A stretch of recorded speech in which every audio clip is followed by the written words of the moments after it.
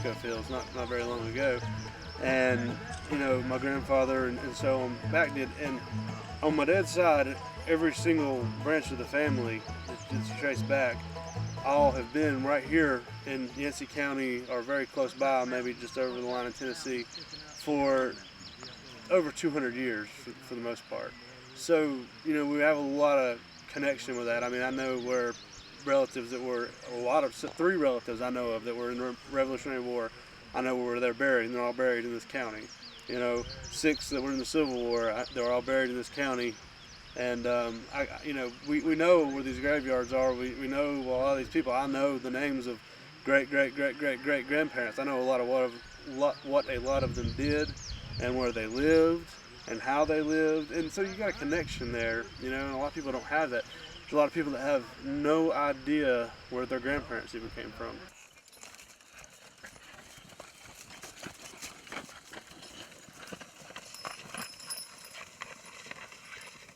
Today we did a lot of things that have been done in this specific area for hundreds of years, and in my family for hundreds of years.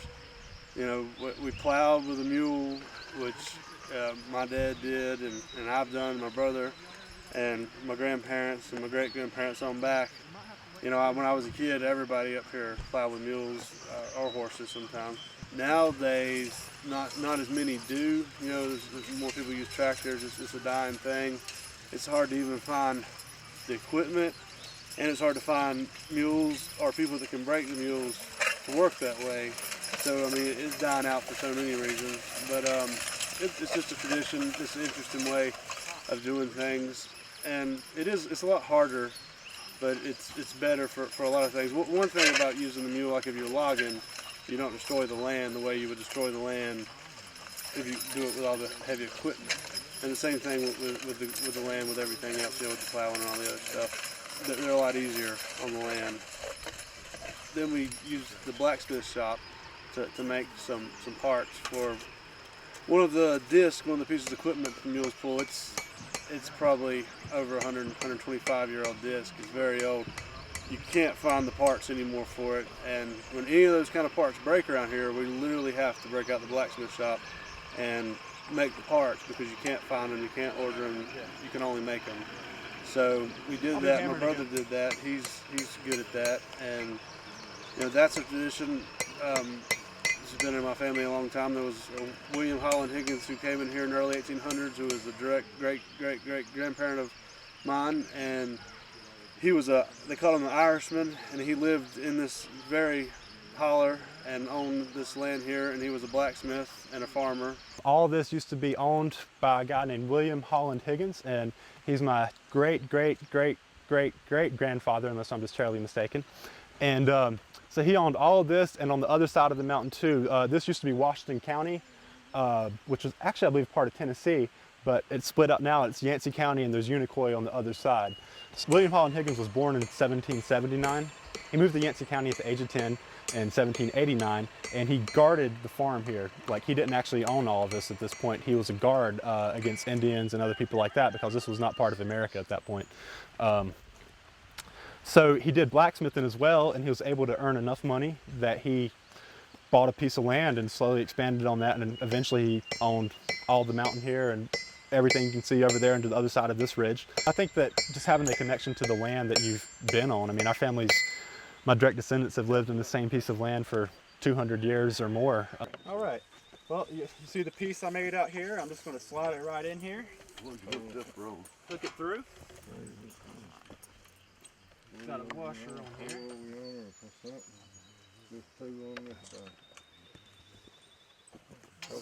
All right, it should be good. Fits right in there, perfect. Nice job.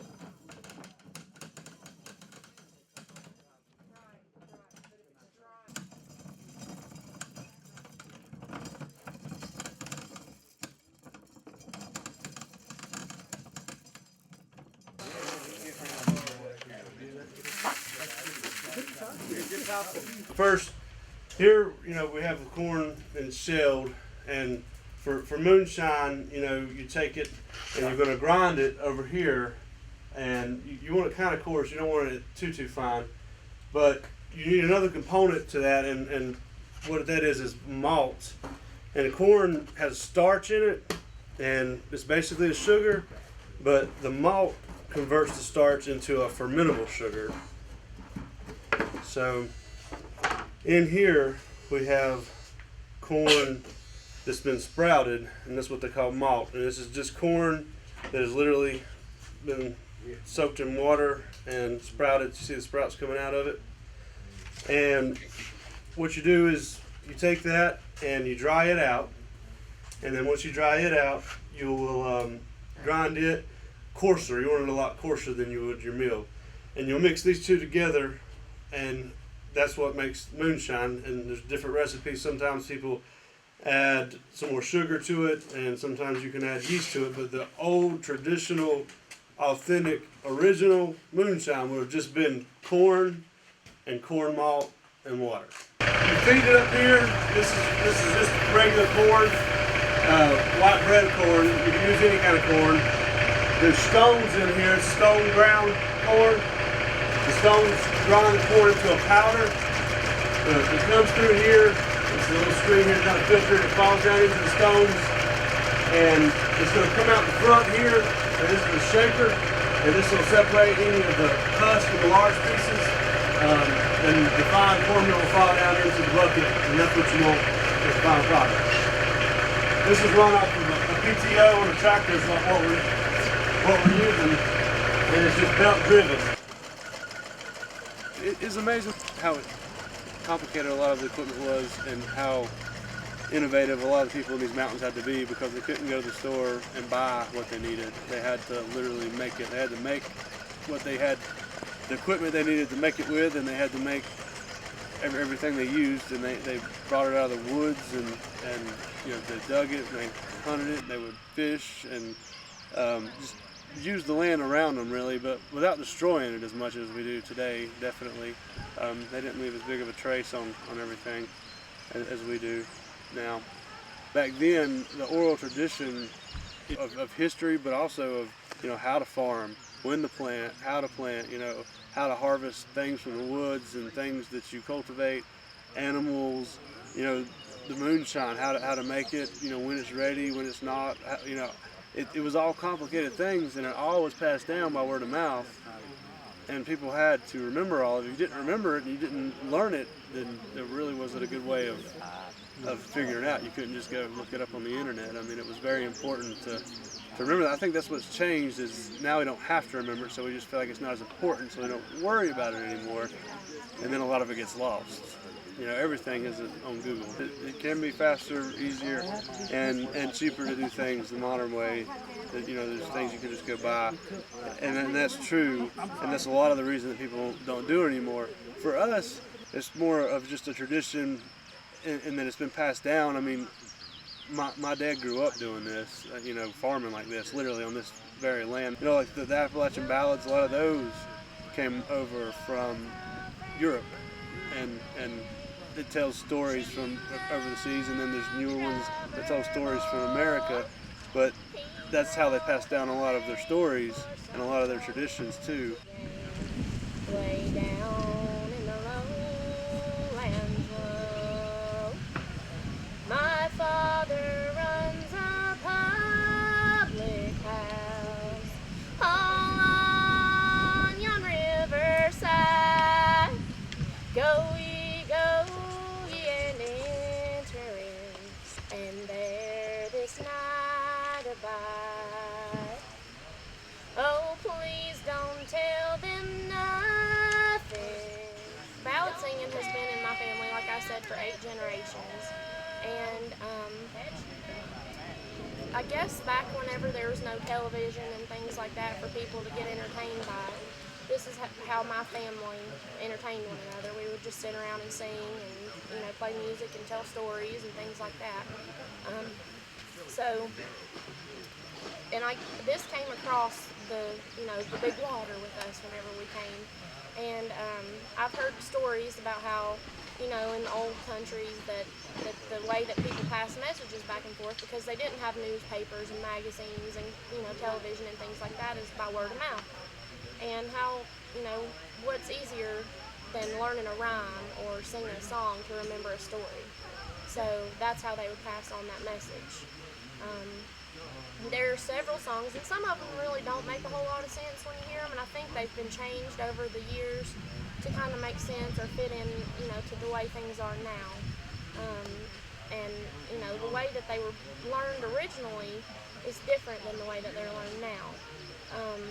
There's an old style of learning the ballads in our family. It's called knee to knee, where you would sit with, I guess, one of the older people who knew how to sing the ballads and knew all the old songs. And they would sing a verse of the song, and then you would sing it back to them.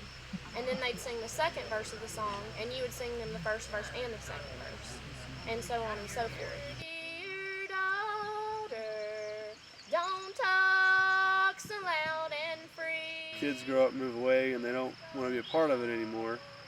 You know, it's kind of sad. You realize if somebody doesn't do something about it, then it's going to completely disappear. And there's a lot of things that would just literally be lost. Nobody would even know what they were or how to do them.